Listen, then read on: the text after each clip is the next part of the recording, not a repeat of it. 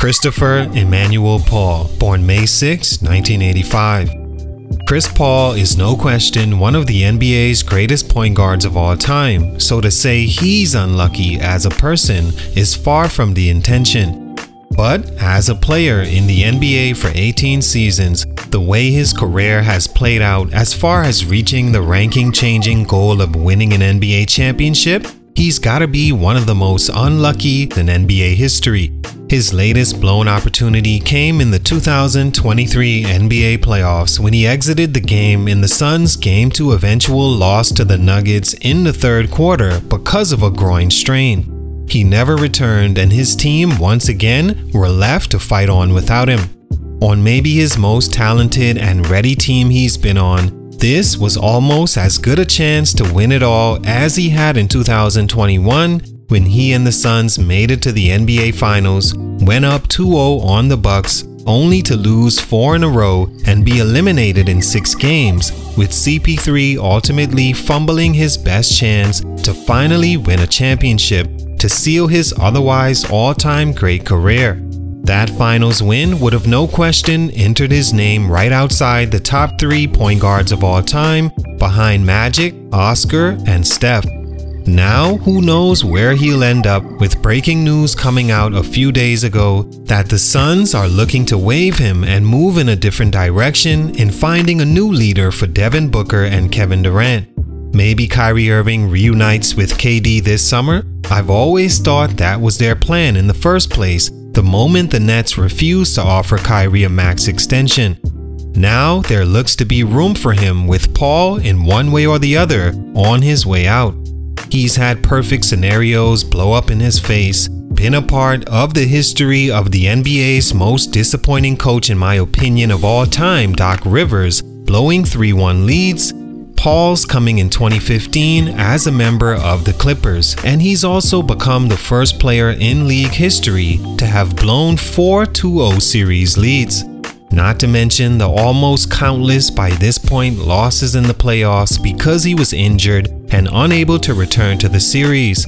He even had a chance to take down the almighty Golden State Warriors in 2018, who were the defending champions and won the last 2 out of 3 NBA Finals to that point.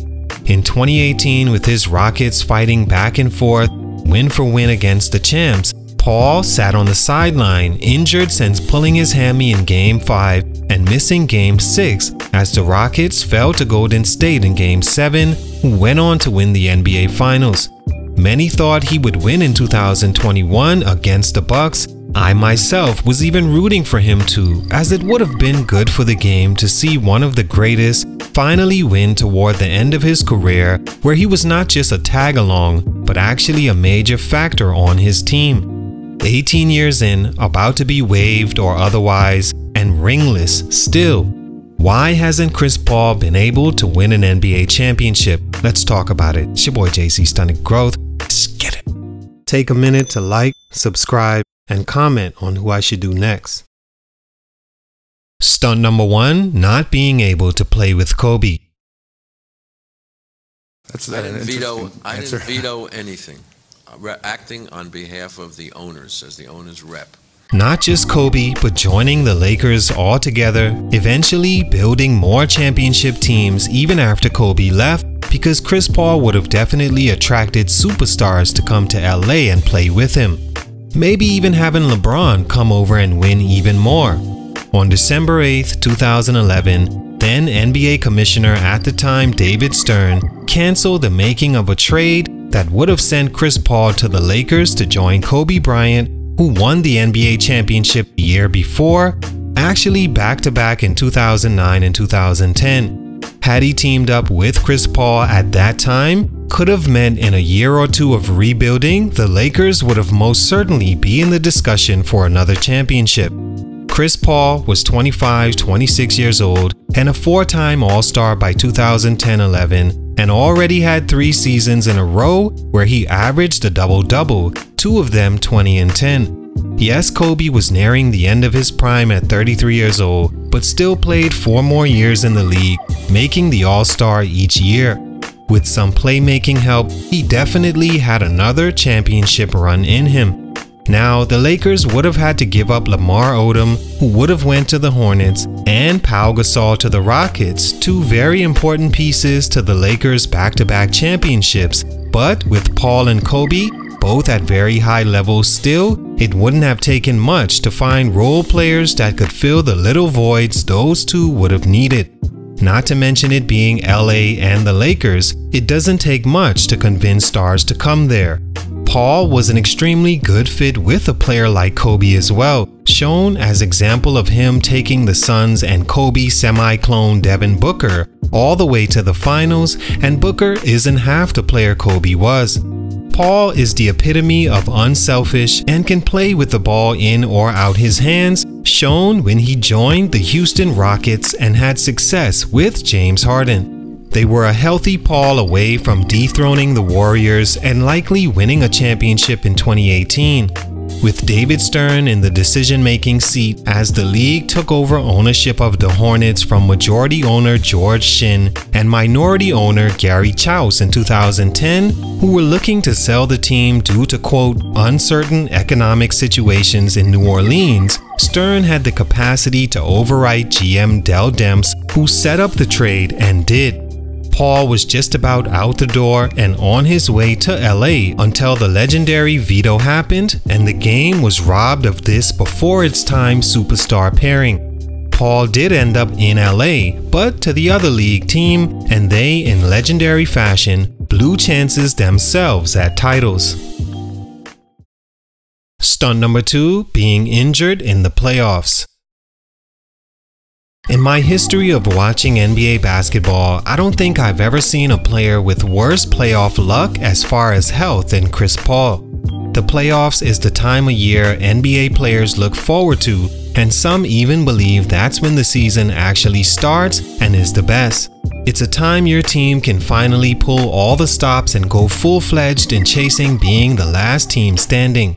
Chris Paul has to be the league all-time leader in playoff injuries, and his team losing championships at a chip because of it. May 2nd, 2015, left hamstring strain, missed the first 2 games of the Western Conference semifinals, and his team ended up losing to the Rockets in Game 7. April 25th, 2016, broken right hand, missed the last 2 games of the Western Conference first round. His team lost in 6 to the Blazers. May 25th, 2018, right hamstring, missed the last 2 games of the Western Conference Finals. His team, as mentioned earlier, lost to the Warriors. May 23rd, 2021, right shoulder, didn't miss time, but wasn't 100% and didn't play the same since Game 2, also dealing with a thumb injury that caused him to have trouble controlling the ball, which is why he may have turned the ball over at a crucial time in a game they ended up losing. Then, of course, May 1st, 2023, left groin abductor strain, having to leave in Game 2 of the series, his team losing 4-2 to the Nuggets. Now at 38, his Suns team is exploring options to either waive, trade, or re-sign him with a huge pay cut and restructuring of his contract because they just don't trust he can stay healthy enough in the playoffs going forward. Stunt number 3, blowing a 2-1 lead to the Bucks. In the 2021 NBA Finals, we all know Chris Paul and the Suns should have and were all but crowned the new NBA champions after they went up 2-0 on the Bucks.